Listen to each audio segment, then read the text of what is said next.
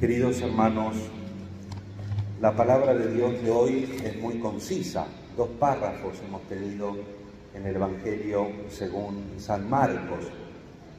Este Evangelio se caracteriza por el estilo directo, tiene una gramática muy sencilla. De hecho, los estudiosos del griego lo llaman el Evangelio del kai. Kai en griego quiere decir y, la yuxtaposición, porque si uno lo lee en griego, a cada rato aparece esta palabra, kai, y Jesús vino, y subió, y bajaron, y vinieron. Fíjense cómo termina el Evangelio, también con una yuxtaposición. Conviértanse en kai, pisteo, crean en el Evangelio, conviértanse y crean en el Evangelio. Hermanos, es muy denso, son 2 párrafos, es muy denso. No voy a hacer, dado que también tengo que ir a otra misa, pero digo, no voy a hacer una digamos así, enunciación exhaustiva de cada uno de los símbolos, pero en 2 párrafos nos dice todo que podemos nosotros completar y entender con los evangelios sinópticos, con Mateo y con Lucas. El Espíritu lleva a Jesús al desierto. Pasa 40 días y 40 noches, no nos explica las tentaciones. Dice que vivía entre fieras y ángeles. Esta densidad en cuanto al significado se da también por lo simbólico del texto. Ojo, que lo simbólico no quiere decir que se lo inventa, sino que además tiene un sentido analógico, una interpretación espiritual. ¿Qué son los ángeles? Sí, los ángeles lo asistieron a Jesús, nos lo cuentan también Mateo y Lucas, pero también los ángeles significan las personas buenas a las cuales se les anuncia. Angelos quiere decir anuncio. Y también las fieras son las personas que rechazan a Jesús, los escribas, los fariseos, aquellos que a través de los tiempos podemos tal vez cerrar el corazón a su palabra, a su mensaje y a su revelación. Y Jesús nos invita como testimonio de ese llamado. También en el 2 párrafo se nos dice que Juan Bautista va a ser apresado, está preso Juan Bautista, y que sabemos cómo sigue el asunto, que Juan Bautista se muere, lo matan. Entonces también Jesús entiende que esa misión que él está por comenzar, porque este retiro está entre el bautismo y el comienzo del ministerio público de Jesús, también necesita ser entendido como el cumplimiento de su destino, de la voluntad del Padre sobre él. Jesús se va a encontrar con la voluntad del Padre. En el librito Jesús de Nazaret dice Benedicto XVI que Jesús en el desierto se pregunta en definitiva qué clase de Mesías tiene que ser, qué tiene que hacer un Mesías o qué no tiene que hacer un Mesías. Esa es la concreción práctica también de las tentaciones. Jesús acaba entonces, decíamos, de ser bautizado. En el momento de su bautismo se escuchó la voz del Padre proclamándolo su Hijo amado y el Espíritu descendió sobre él. Pero inmediatamente después ese mismo Espíritu lo conduce al desierto, donde su fidelidad al plan del Padre será puesto a prueba. Los 40 días, también hablando de la simbología, tienen y nos recuerdan los 40 días del diluvio, los 40 años del viaje del pueblo de Israel en el desierto, los 40 días y 40 noches de Moisés en el Sinaí, los 40 días de la marcha de Elías hacia el Horeb. Recuerdan que después de hacerse el valiente, pasar a los profetas de Baal a cuchillo cuando Jezabel lo amenaza, se va escapado al Horeb a encontrarse con Dios. Y los 40 años de la dominación filistea sobre Israel. Cada uno de estos periodos es un periodo de prueba o de tentación. La experiencia de Jesús está, por lo tanto, estrechamente ligada a todo lo que el pueblo y los profetas vivieron antes que él. Y nos da testimonio y nos ayuda a nosotros para que también en medio de las pruebas, de las decisiones, de los desafíos de nuestra vida, tengamos un modelo a seguir. Los ejercicios espirituales, las prácticas. Aquí tenemos en el santuario la Cuaresma iluminada por esta intención: Padre, cura mi dolor. Este lema, que es una intención: Padre, cura mi dolor. Y tenemos propuestas de adoración, tenemos propuestas de confesión, tenemos también, como le gusta al Papa Francisco, que lo hagamos práctico en el servicio, en una campaña solidaria, atendiendo al que lo necesita, al que necesita cosas en el cuerpo, en el alma, compañía, afecto. Los clásicos ejercicios de la Cuaresma, el ayuno, la oración y la limosna. Ayuno como purificación de uno mismo, oración hacia Dios y limosna, apertura hacia el prójimo, como dice el prefacio tercero de la Cuaresma, para que aprendamos a compartir nuestros dones con los necesitados.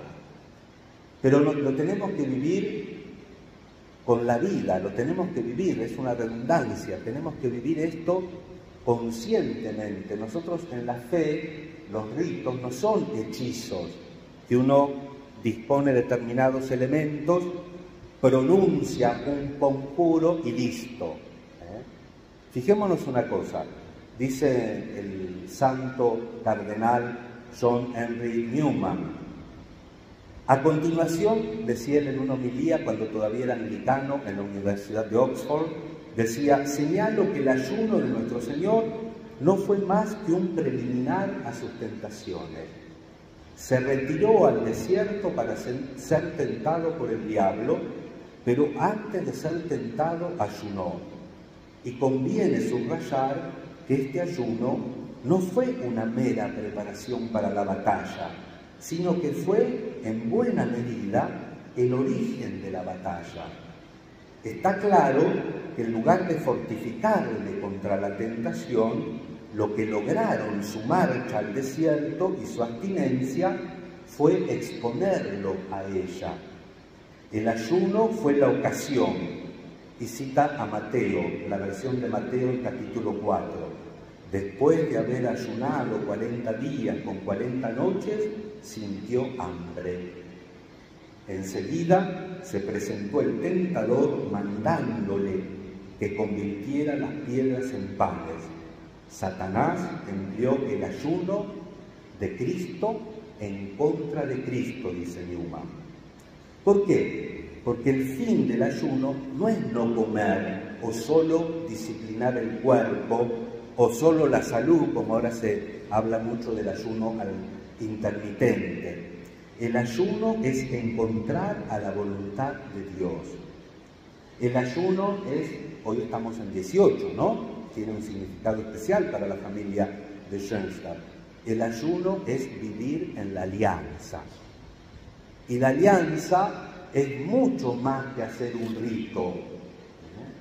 La alianza se inscribe en la dinámica de la revelación dialógica de Dios. Dios quiere entrar en comunión conmigo. El tema de la encarnación.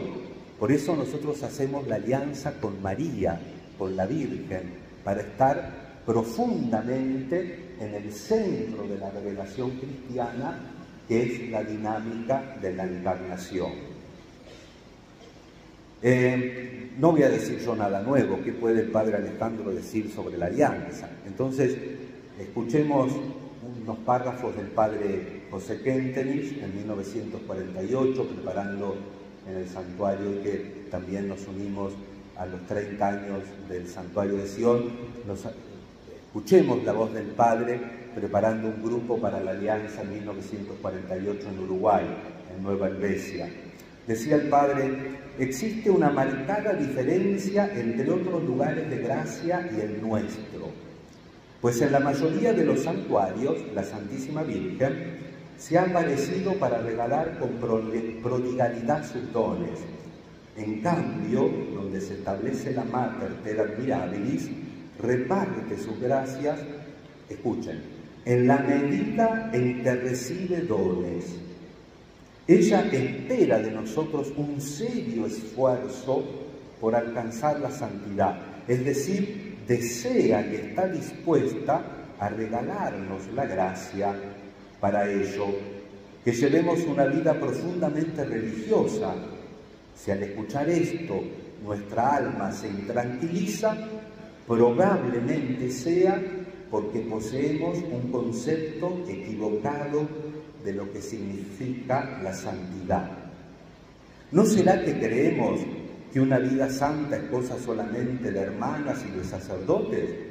Somos santos cuando cumplimos fielmente con nuestro deber diario. 1948, piensen que después, cuando se cierra el concilio en 1965, en la Lumen Gentium, en el último capítulo, está el llamado universal de la santidad. Cuando uno saca las consecuencias lógicas del Evangelio, no es extraño que muchos, como el padre Kentenich, hayan visto la necesidad de la santidad para todo el pueblo de Dios. Continúa el padre: son muchos los cristianos que van a la iglesia, pero demasiado pocos los que después se esfuerzan por vivir lo que han escuchado y rezado. Nuestra gran tarea ha de consistir en llevar el cristianismo a la vida práctica. Tenemos que demostrar por nuestro testimonio que Cristo está vivo. Él mismo nos ha dicho: no son los que me digan Señor, Señor, los que entrarán en el reino de los cielos, sino los que cumplan la voluntad de Dios. Cuánta frialdad hay en el mundo de hoy, decía el padre.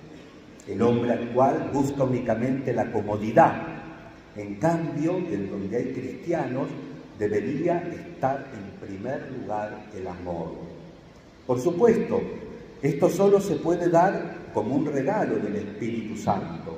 ¿Y cuál es la condición para recibir este regalo? Unir nuestras súplicas a la de la Santísima Virgen en su santuario de Schoenstatt. Ella, la Mater per admirabilis, ha sellado una alianza de amor que quiere renovar. Una alianza presupone siempre dos contrayentes. ¿Quiénes son en este caso? La Virgen y nosotros. Por esta alianza María asume el compromiso de encender en nosotros un amor santo, capaz de vencer nuestra mediocridad. Se compromete también a iluminar nuestro entendimiento, de modo que seamos capaces de formarnos un concepto claro de la vida, a que tengamos la fuerza de vivir según Él y a que seamos por eso mismo un ejemplo luminoso para quienes nos rodean. Hasta acá la reflexión del padre. Cuánta razón, 1948, van pasando los años, pero las actitudes no cambian. ¿Cómo queremos cambiar en la Cuaresma? ¿Cómo queremos vivir nuestra alianza? ¿Cómo queremos vivir nuestro bautismo? Providencialmente, la primera lectura y la segunda hacen referencia a Noé, a la alianza, que el arcoíris es un testimonio de la alianza que hace Dios con la humanidad y con los animales inclusive. Ahora que el Papa nos habla tanto de la ecología, están mencionados expresamente, pero la alianza es de dos. Dice el Padre que para que la Virgen me regale todo lo que me quiera regalar, yo le tengo que dar el don de mi vida. Quiero rezar más. Rezá, vení a rezar, hacé adoración. Quiero ser más generoso, meté la mano en el bolsillo. Quiero atender más al prójimo, andá a visitarlo, y andá a visitarlo bien, no a meterle el dedo en la llaga si la tiene.